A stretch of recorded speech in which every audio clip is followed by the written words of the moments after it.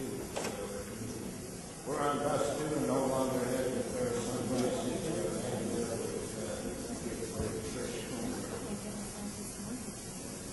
I want to thank you all again for coming. We haven't had a chance to really talk a little bit about the program. But before we begin, I would just like to ask Admiral McCrae to briefly make some welcome remarks. We'll talk more extensively tomorrow, but just sort of official opening of Sovereign Challenge tonight.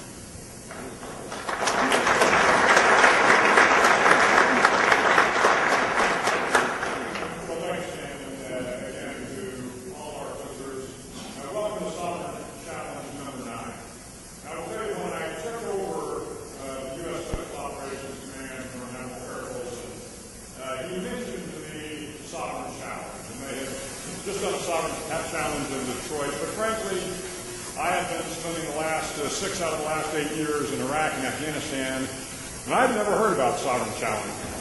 And we in the U.S. Special Operations Command put a lot of effort into it, but frankly, I hadn't heard about it. So I had the opportunity to go to my first Sovereign Challenge in Savannah last year. And for those of you that may have participated in it, you know that every Sovereign Challenge has a theme. The theme for last year, or for the 8th one, was Reconstruction and Reconciliation. Great forum down in Savannah. And I will tell you, when I came away from that Sovereign Challenge, I realized the power of this conference and the importance of this conference. And I had a chance to talk to Stan afterwards and to John Carmen and say, not only do you have my support, but I want to grow this and continue to put a lot of effort into this because it is that important. So, again, for all of you that are joining us here this week, thank you. I want to also thank Stan and his crew. You know, from the time we finished the last Sovereign Challenge, we began working on this Sovereign Challenge. And I guarantee you, come Monday, we will begin working on the next Sovereign Challenge. So, Stan, you and your folks, and for those of you that are in the room here, if you can just kind of raise your hand and be recognized, I would appreciate it, because a lot of work goes into this.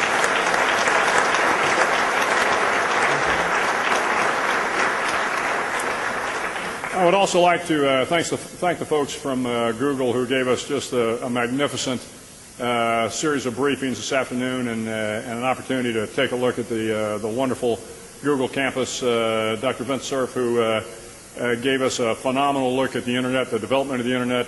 Sir, terrific brief. I've been, keeping my ear to the ground.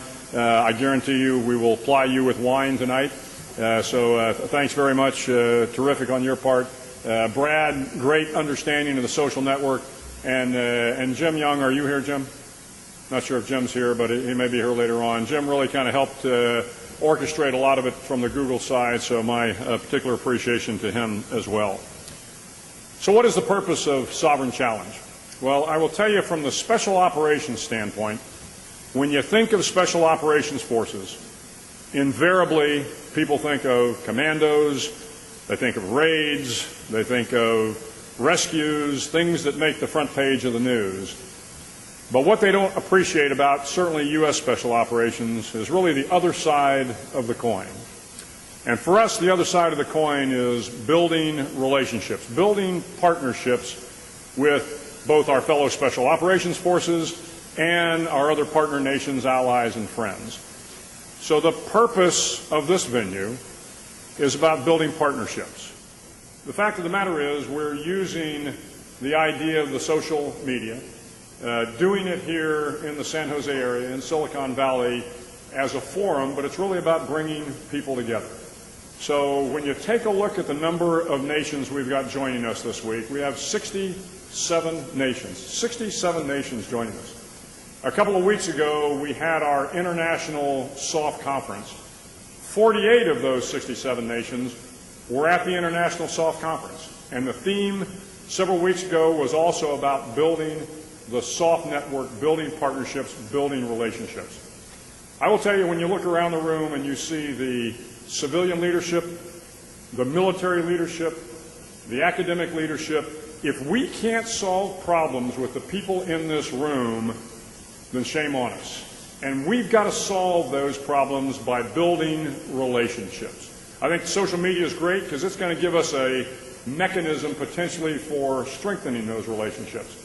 But it really is about how we interact with each other today, tomorrow, the next day, and for the years to come.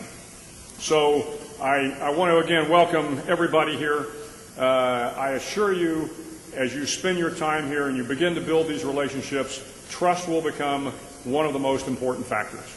It is about trust, and we have people from varying nations around here that don't have great histories. But I will tell you, none of your rooms are bugged.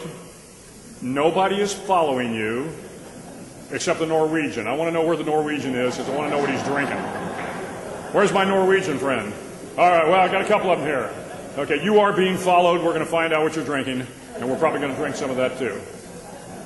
But please, I want you to enjoy yourself here this week, build these relationships, build these trusts, and you're going to get some great speakers. We're going to start off with Paul Saffo here in a minute to talk about cybersecurity, cyberspace. That's just the one of many, many great briefings we're going to have this week. So again, thank you very much, and I look forward to spending some time with each of you over the next couple days. Thank you. Admiral McCraven has kindly said everything that I was going to say, and probably said it much better, so I don't have to talk long. But I do want to welcome you all to Sovereign Challenge 9. Some of you have been here 4, 5, even 6 times. For others, it's your first time. But I think what we've tried to do and what we continue to try to do is develop a kind of strategy which has been called the Sovereign Challenge Model. And it's a way of bringing people together who have the same kinds of interests, in this case under the canopy, under the umbrella of the issue of sovereignty. And people said, you know, why do you care? Why does SOCOM care? Why is SOCOM doing this? And there was a little, frankly, suspicion on the parts of the first recipients of this conference, the first attendees, because it was such an unusual thing for SOCOM to do. But in reality, and I think as Admiral McCraven has suggested, it's an extremely logical thing for SOCOM to do. We have a global responsibility, a global command. We're not regionally oriented, which gives us the opportunity to approach issues in a global context. No other combatant command, geographic combatant command could do that. Even if they wanted to, they would be obliged to deal with issues regionally, but the issue of sovereignty is not a regional issue. It's a global issue and it concerns all of us.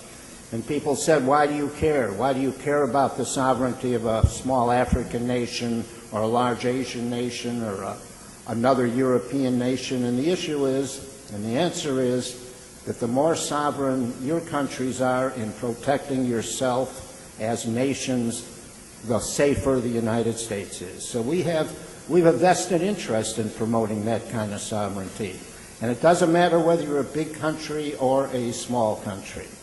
And as people have said to me, Sovereign Challenge gives small countries a voice that they don't usually get, that they don't usually receive in other kinds of forums.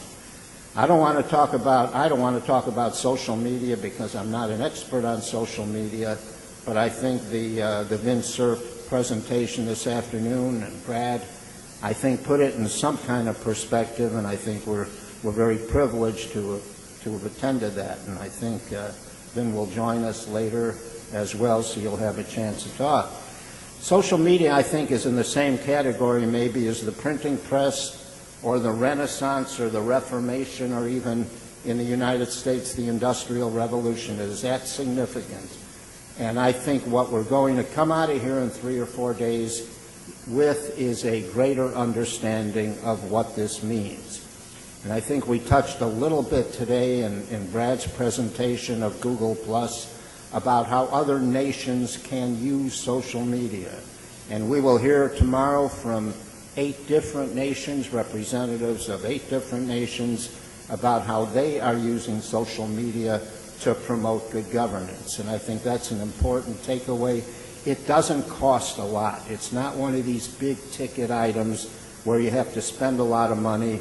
It's just a question of being creative. We'll look at social media and its implications for national security. We'll look at social media, its implications for law enforcement. We'll look at different forms of social media. We'll hear from somebody who says the tracking is something I think people have to be wary of. This is not the solution to all the world's problems, but if we don't understand social media and we've labeled it power, prominence, and potential, then clearly we're missing something. So I don't expect us to go out of here on Friday with a great knowledge of social media, but we'll certainly know more about its potential and its power and the limitations of this increasingly important phenomenon. I would like to, in a second, introduce our new speaker, our next speaker, who is a futurist. And I was always fascinated by that because nobody can prove you wrong because the future isn't there yet. And I thought this would be kind of an interesting job to be a futurist, and you predict the future and nobody could counter you because the future hasn't caught up with you. But why do we start with the future? And I know that Paul is going to talk about a different kind of topic as well in cyberspace and the implications for the future. We wanted to begin with the future in an unusual way. Most conferences begin at the beginning and build to the future. But we wanted to begin with the future as to where this is going and what kind of world we might expect in whatever time frame Paul would like to talk about. You have his bio, and I don't want to repeat that, but we're very privileged to open this conference with Paul Saffo.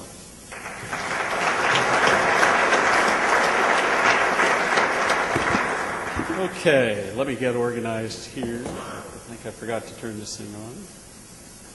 Is this on now? Good. Okay. Get that out of the way.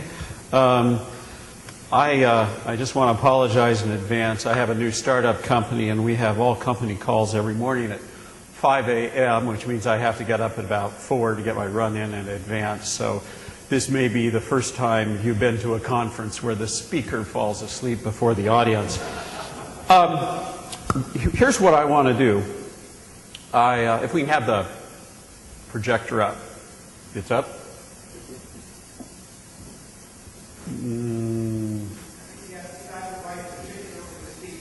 Right. Maybe so, just, hey, is there a technical professional house? Vince, could you take a look? It's my Mac Air back there. Thank God. Okay, well, so I will keep talking while I sort that out. But, you know, this is a perfect time to talk about social media. You know, even if the Facebook public offering did not go so well for Mark Zuckerberg, I certainly hope none of you had pre-IPO stock. But it's a perfect time because social media is clearly an enormously powerful tool and changing rapidly. And yeah, there's good. So if you just hit the projector thing, it'll pop up. Vint uses Windows, so he's, there you go. Thank you. Awesome. Give Vint a hand. Vint is that rarest of executives. He is, of course, a god in the field and way at the Olympian levels of management, but he can still run a machine. So social media is clearly a powerful tool. It's also clearly a powerful and rapidly mutating threat. And it is, of course, revolutionary. Sometimes literally, you know.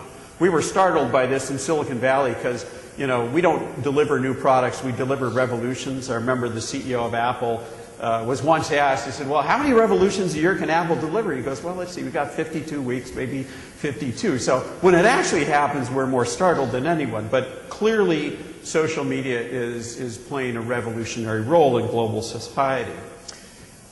Because it's so interesting, it's tempting to just focus on social media as a phenomenon in its own right. What I want to do this evening is offer you a strategic envelope around social media, a context within which to drop it, because social media is just the latest bleeding edge of a technology revolution now that is about 60 years old.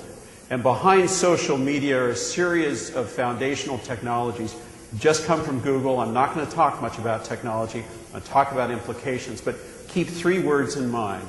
The way to think about the technology behind social is cloud, crowds, and open. Those are the 3 key enabling technology. Cloud computing, crowdsourcing, where companies get us to do their work, and I'll talk about that in a little bit, and then open systems. The open systems allow acceleration of innovation. Open system is about velocity. Clouds, crowds, and open come together. They put the power behind social media, and they are begetting revolutions that are even deeper than the ones we're seeing today. And I could talk in a lot of directions, but I'm going to talk about its impact in the most foundational area of national power, and that's the economy, and what this technology has done to the economy, because we're at a very interesting turning point in the economic system globally. And I think I have a pretty good idea what the next 20 years are going to be like.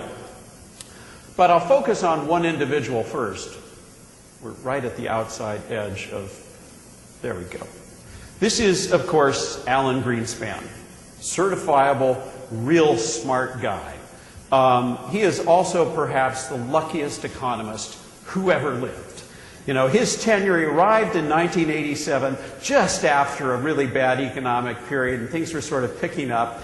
And he goes through, and the economy's doing great and great and great, and he steps down in 2006, just before everything goes absolutely to hell, which I think is proof of, his boss's famous comment. Ron Reagan said, hey, you can be smart or you can be lucky. I'll take lucky. And he was plenty smart. But that tenure of Greenspan of 1987 to 2006 is an almost perfect overlap of an extraordinary economic period. And the period even had a name, coined in 2002 by the economist James Stock. The term for it was the Great Moderation. From the late 80s until 2006, the Great Moderation was that extraordinary era defined by a decline in economic volatility, steady GDP, modest business cycles, and low inflation. It was, in essence, a sunny economic period punctuated only by the occasional economic storm. And that was in a period where many countries were able to consolidate their national power, focus on long-term growth and the like. And as I said, almost exactly the term of Alan Greenspan. Well, what happened is all the moderation lulled everybody into complacency. Companies lowered reserves, they increased their debt levels, countries did this as well, and it was going so smoothly for so long that even the economists thought maybe something had changed. In 2003, Robert Lucas, the president of the American Economic Association, at their annual convention, uttered the fateful words, quote, "The central problem of depression prevention has been solved for all practical purposes." I mean, good grief. Talk about standing on a mountaintop in the middle of a lightning storm holding your umbrella up. It just invited retribution by the divinity. Even Stock himself wondered if the Great Moderation marked the end of business cycles. And, you remember the exuberance, the animal spirits, the internet bubble and the like. Well, we now know that, yes, in fact, business cycles have not ended. We learned that in November 17, 2008, when cycles returned with a vengeance, and we know that the old economic rules still apply. The question is, how did this happen, and what's next? The Great Moderation is a fading memory. What's ahead? Is it a collapse? Is it economic nirvana? Are we headed into a sunny upland or a vast disaster? Well, and this is a moment when pessimism is the new and oh-so-fashionable black. And I don't think any of those outcomes are the case. We're not going to see the nirvana, we're not going to see collapse, and we're going to see something very different. But to make sense of it, we have to look back. As Stan said, I'm a forecaster. Some people call me a futurist, but usually only when they're mad at me. And one of the rules I follow is if you're trying to understand the future, always look back twice as far as you're looking forward. History doesn't repeat itself, but as Mark Twain once observed, it often rhymes again and again and again. If you look back, you can see patterns. So it turns out, go way back to just after World War II, 1948. Here's John Maynard Keynes meeting with Harry Dexter White, the U.S. representative at Bretton Woods in 1946. And that was an extraordinary period of time. Think about what people were doing then. Global leaders, after fighting 2 great wars in half a century, were determined to have it never happen again. And they set their minds to create the global institutions that would ensure that we would have economic equality, economic development, and avoid another great war. The Great Moderation was the consequence of the institutions they created out of Bretton Woods. The IBRD, the IMF, and other institutions like the World Bank, the U.S. Federal Reserve, the International Monetary Fund, and of course, it was more than just financial. It included NATO, the United Nations, which was founded here in San Francisco in 1948. The global leaders were determined to create the institutions that would bring peace and stability to the world. And they succeeded. You can, in fact, as I do, define the Great Moderation as a period defined by strong institutions that acted as global shock absorbers, capable of pulling events back to the center when things started to spin out of control. It was, above all, a Keynesian triumph. You know, these days there are a lot of punks running around saying, well, you know, John Maynard Keynes is so 20th century. That's a little bit like saying, you know, Newton really didn't get it. It's, you know, this isn't an opinion. You know, Keynes really came up with the rules that make good sense, even if they may be inconvenient to certain politicians. But above all, what they created at Bretton Woods and the subsequent institutions was a period of economic sunny weather and clear weather with the occasional storm, exactly the reverse of what today is. If the Great Moderation was a period of economic sunny weather punctuated by the occasional storm, the world after 2008 is a period of economic stormy weather with occasional breaks in the clouds. And I'll characterize it in a second, but the important thing to keep in mind is technology played a key role here. It turns out the very success of the Great Moderation laid the foundations of its very end. Behind this, through all the affluence and wealth and technological innovation, we started creating the technologies and factors that started pulling things away from the center. And we didn't notice it for a long time, but something happened in November 1989. The fall of the Soviet Union, the expansion of globalization. And not coincidentally, I would argue in the fall of 1989, there was an event we will remember long after our descendants forget the fall of the Berlin Wall. This was just a footnote to this. An English boffin sitting on the Swiss-French border was sitting around writing a memo to design what he thought would be advanced groupware for physicists so they could talk to each other without being at the CERN labs. His name was Tim Berners-Lee. He proposed what would become the World Wide Web, and that image on the left is the original memo describing the World Wide Web's architecture. What would follow would be the internet explosion, all the excitement of Y2K, the dot-com revolution here in Silicon Valley. Vastly more world-changing than the fall of the Berlin Wall. What was happening as a consequence of this technology and the technologies before, the transistor, the microprocessor up through the 60s, was the world was becoming a steadily more connected place. And with connectivity comes complexity, and the predictable world of the Cold War yielded to the new, unpredictable, multipolar world of globalization. We didn't notice it until about 1989, but it had started way back, in the age of the Apollo program and the first companies here in Silicon Valley and Intel and the like. What was going on, quite simply, is that digital technology is the solvent leaching the glue out of our national and international institutions. To mix a metaphor, what was going on unnoticed behind all the wealth creation and excitement was the digital termites were working away at the foundations of the structures of our countries and our globe. And we're seeing it already today. It's hardly news, everybody's questioning, does the nation state survive into the 21st century? I'm of the opinion it does not. It doesn't disappear completely. But I think if the 20th century was shaped by nation states, they had exclusivity as persons in international law until the passage of the UDI in the early 50s. City-states are the new center of activity globally, and I'm sure many of you agree.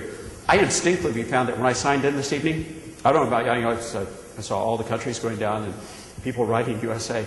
I put my affiliation as Silicon Valley, not the United States. I mean, I'm a very proud American citizen, but I just note that the nine Bay Area counties, so Santa Clara County and all the counties around here that define the Bay Area, we're a de facto city-state. A city-state is an entity small enough that everybody knows where they belong and how they fit. And we don't get hung up on citizenship. We just care about residence.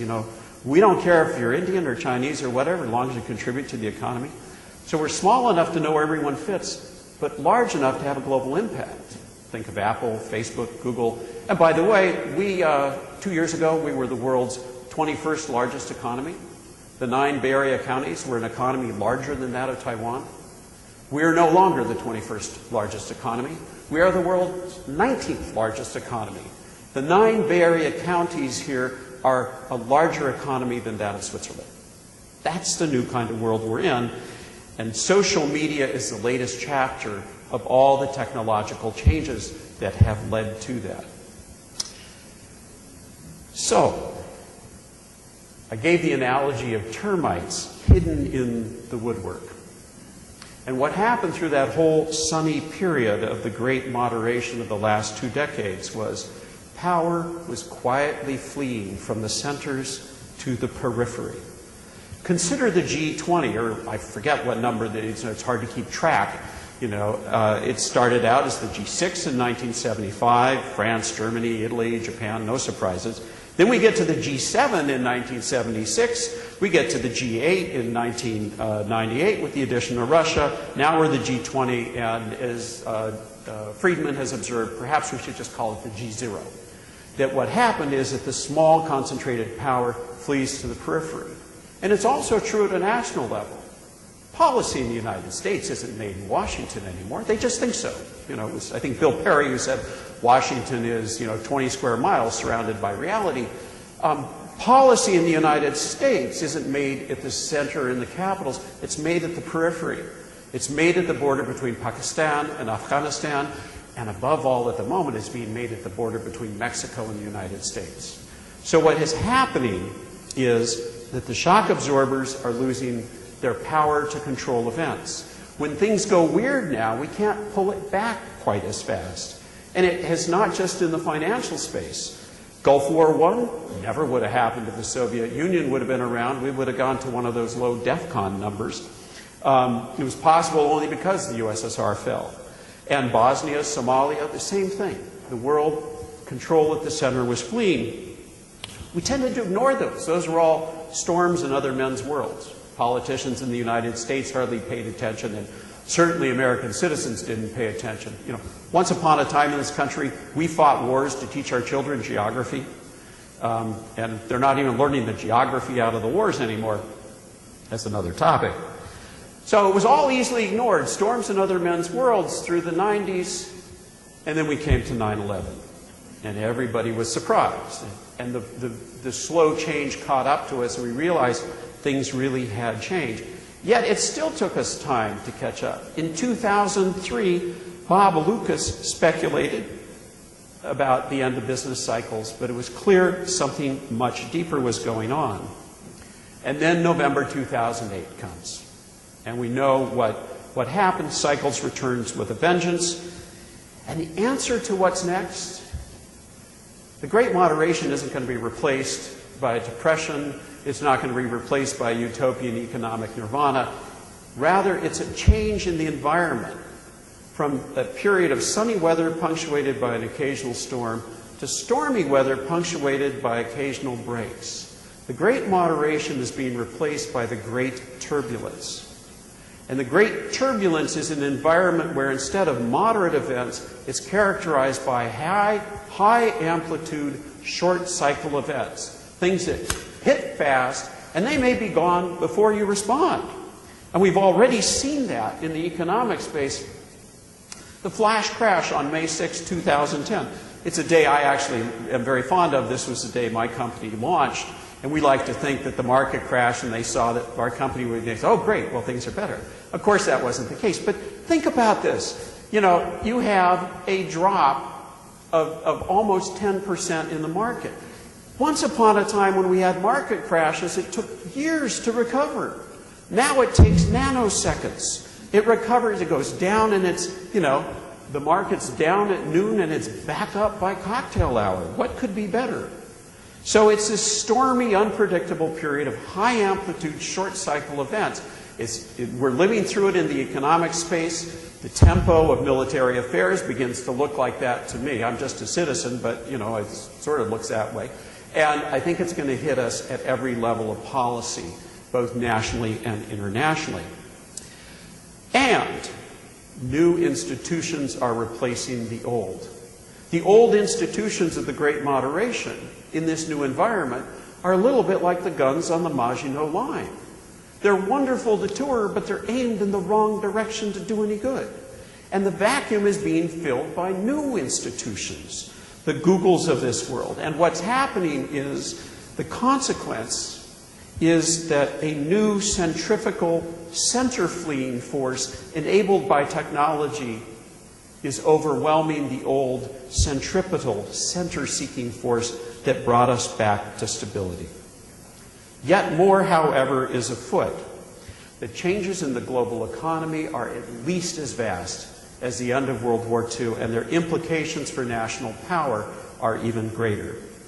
Time doesn't allow me to go into a lot of the details, but let me close with a couple of implications from a much longer list. This is a really interesting chart, especially to unemployed people in the Midwest.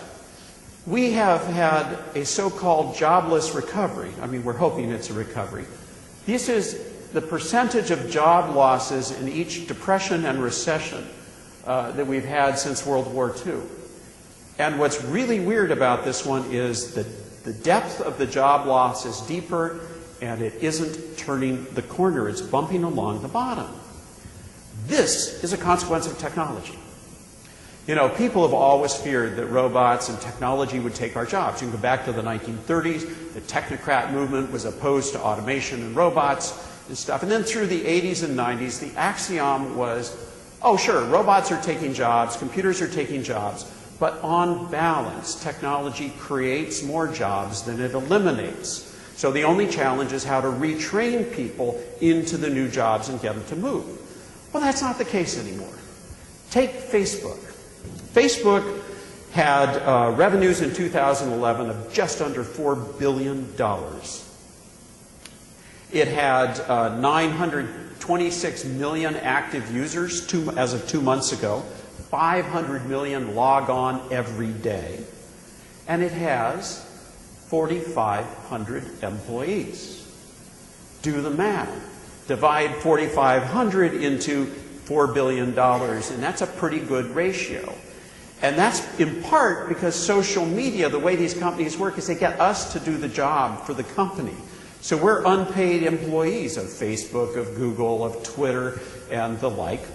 And they're very grateful for it. But it means that the jobs created by technology are very small in proportion to the income.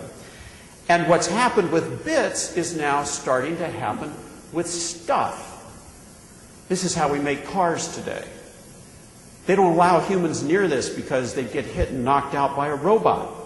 We're having jobless innovation.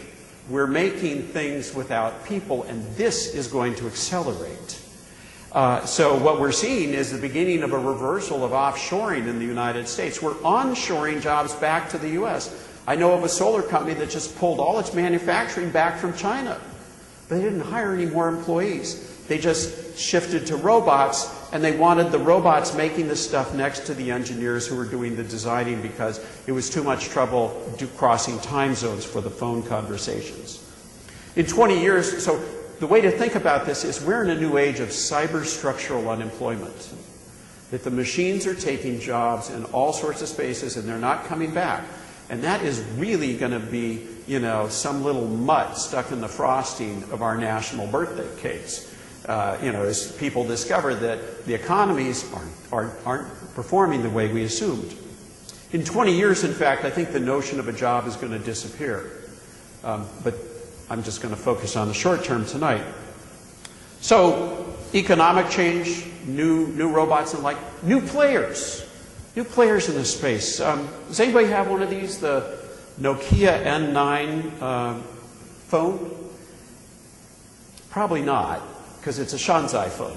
Shanzai, of course, is Chinese for pirates and the like. And it's very cool. It's quite inexpensive. It's about $125. It runs a MediaTek chip, and it also runs 7 OS interfaces. It's got the MeeGo, it's got the iOS, it's got the HTC Sense, it's also running Windows, BlackBerry, Samsung's TouchWiz, and the Symbian Anna.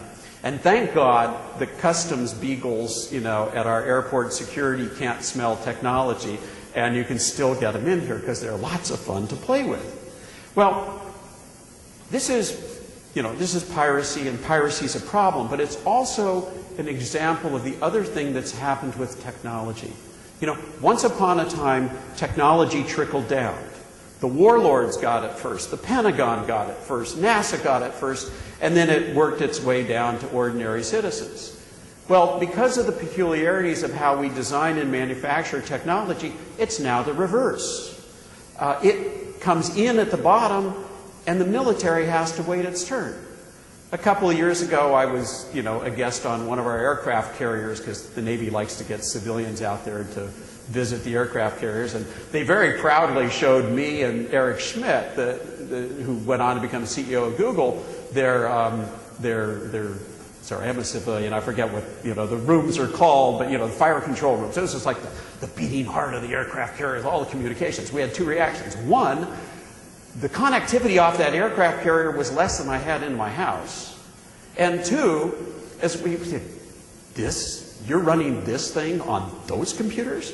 And as we left, we wandered down through enlisted quarters, and sitting on someone's bed was a Sony PlayStation. And we looked at it and we said, there's more power on that enlisted guy's bed than there is in the rest of the aircraft carrier. So the most advanced technologies come in at the bottom, and governments and military and institutions have to wait their turn. This isn't an exception. This is the new norm. By the way, the other Shanzai one I loved was, you know, everybody was waiting for the iPhone 3. This was for sale in China 3 weeks before the iPhone 3 came out. And it was running the Android ice cream sandwich, had a 2-megapixel camera, and higher resolution than the iPhone 3 had. Pirates are always the early innovators. It's always been that way. But they're also an indicator of a radical shift. Two shifts here that have huge implications for national power.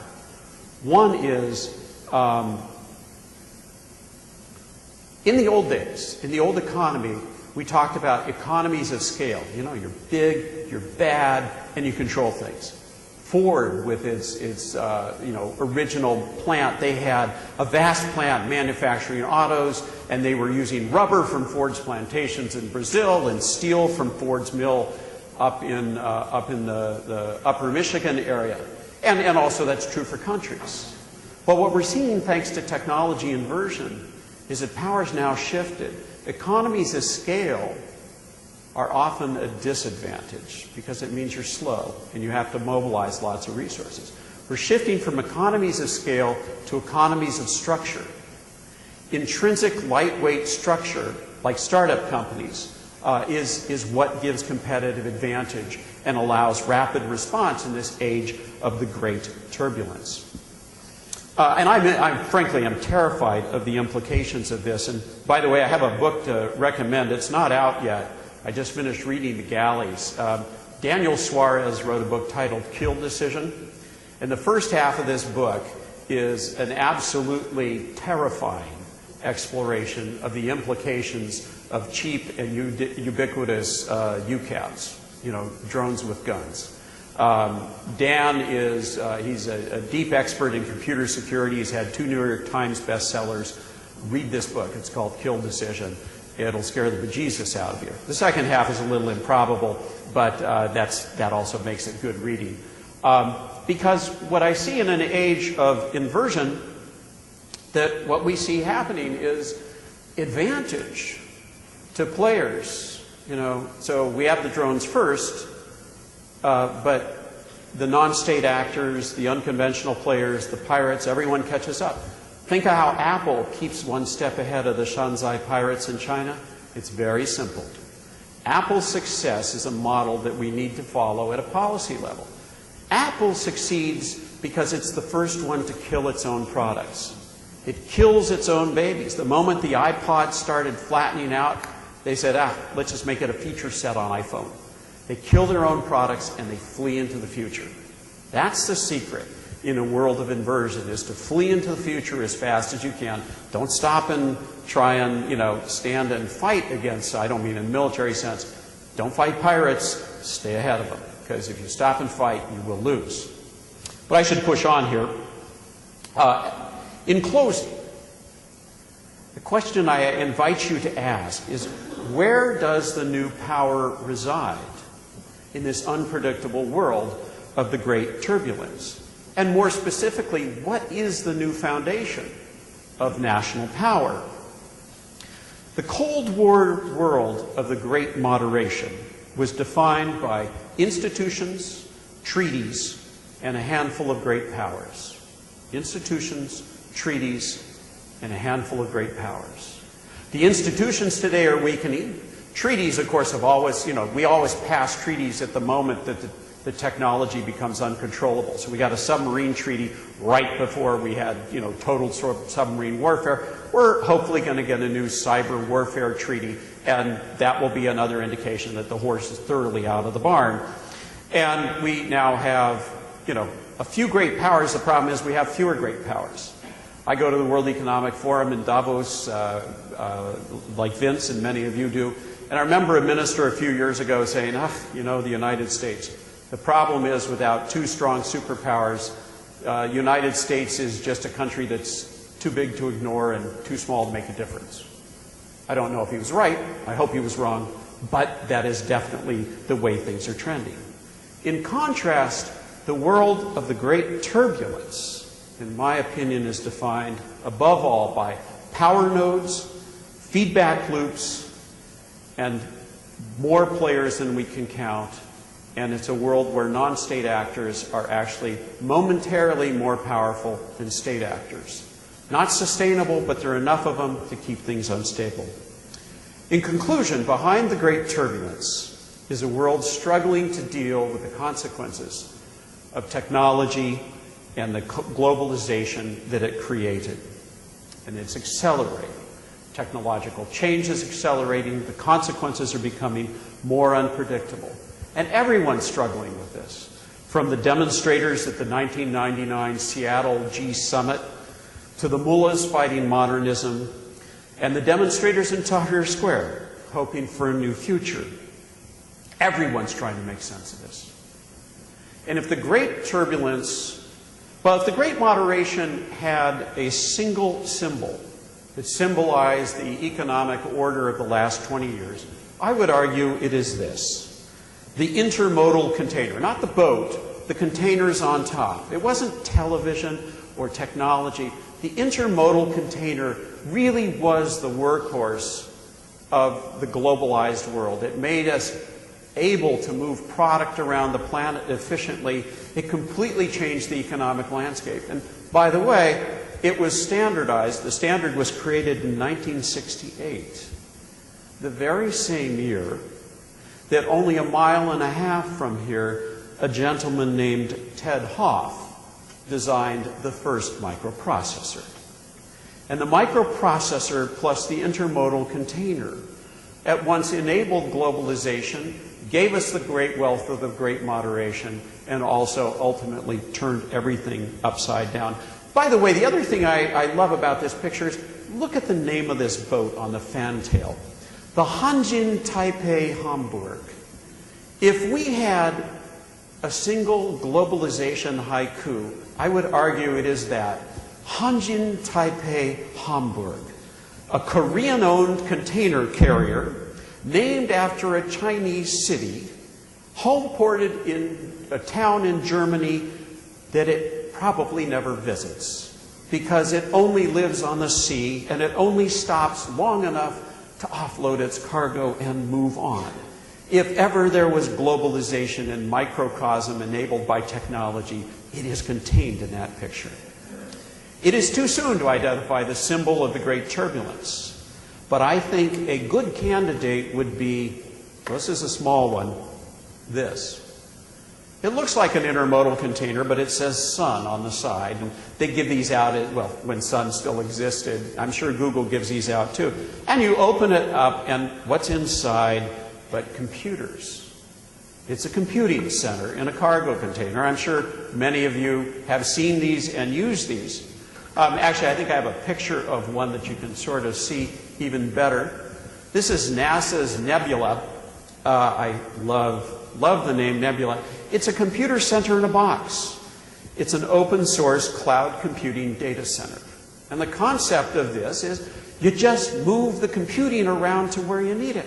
Load it on a container, put it in a big airplane, ship it out on a ship, and you have instant connectivity nodes anywhere you need them. Now, NASA's using this, and Google has these and the like, but you would be astonished at what large percentage of global telecommunications and internet traffic goes through repurposed intermodal cargo containers that are computing centers. That, to me, is a symbol of the Great Turbulence. Flexibility, fast response, unpredictability. So to close, what kind of future lies ahead? What could it be? Well, to pick up on the container metaphor, the question to ask yourself, is it going to be okay? You know, we got to work out this wireless thing one of these days, Vin. An orderly future like this. This is the port in Hamburg, an orderly world. You know, containers nicely stacked, and even though they have computers tracking these things, you know that there's some German executive who probably knows in his head where everything fits. So an orderly, predictable world. Or perhaps the world is more like this. You know, a little more haphazard. Most of the containers make it to their destination. You just hope yours wasn't on the bottom. It works, but there are some occasional surprises. Or perhaps the world of the Great Turbulence ends like this. The port of Fukushima after the Tohoku earthquake. A vast, chaotic tsunami of frozen assets, stranded information, confusion, and unhappiness. And I can tell you, I cannot predict the outcome because our actions in the present will determine the outcome in the future. The answer is up to our generation. It's up to all of us in this room. We have the power to shape the future. But the question is, will we and the governments you represent have the same sweeping vision that the architects of Bretton Woods had 60 years ago? Will we use the next 10 years? Will we use tools like social media and the marvelous technologies like you saw at Google? Will we use those tools to create a new global order of strong institutions that are responsible to the publics we serve, or will something else happen? And as many of you in this room, I know, are the people the rest of us turn to when the politicians fail us, let's hope they get it right. Thank you.